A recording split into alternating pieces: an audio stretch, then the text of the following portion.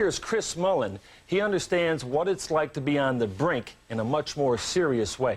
His promising career was almost ruined by alcohol abuse. Gail Gardner visited with Mullin this week in Oakland and discussed that rebuilding project in his life. It's stolen by Mullin. He leaves Skiles in the dust. He hurdles over Kite and puts it there. He dribbles, he stops, he shoots over Magic from 21 and hits another one. Mullin, the greatest outside shooting exhibition I've seen in years, maybe ever. He may physically look like a shadow of his former self, but it was the former self who wasn't really there at all. Chris Mullin, the all-American boy. From Flatbush phenom to St. John superstar, he was the gym rat turned golden boy, headed for the Golden State. But there was no pot of gold at the end of this rainbow, at least not in the beginning.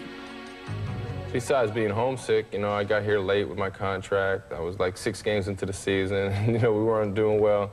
So a lot of things, and back then I'd say, oh, that's nothing, that's nothing. But, you know, looking back now, he said there was a lot of things thrown at me that, Sure. you know, affected the situation and the fact that I wasn't dealing with them. I wasn't getting upset at anything. I was just holding them in there. Yeah, when I first got here, Chris was an unhappy person. He didn't think much of himself, basically. He was a long way from home. He was feeling sorry for himself, and he was overweight. He was late for almost everything. He wasn't prepared to play physically or mentally. Mullin was lonely and confused, but his problems ran deeper than that. He was staying out late, masking his fears and insecurities by drinking, his growing addiction affecting his life on and off the court. Can you explain in your own terms what it felt like feeling like you needed to have a beer?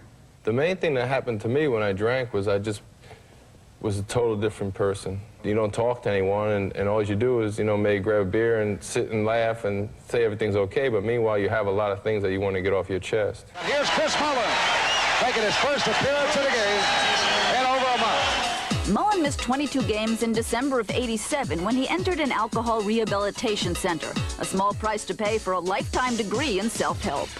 What's the most important thing you learned about yourself? I gotta express myself. I gotta let my feelings out. If I have a problem with someone, I let them know. But, you know, and another thing was, you know, being an athlete, you learn to take on everything one-on-one. I can handle anything, you know. So that was a tough thing, was to say, hey, I need help.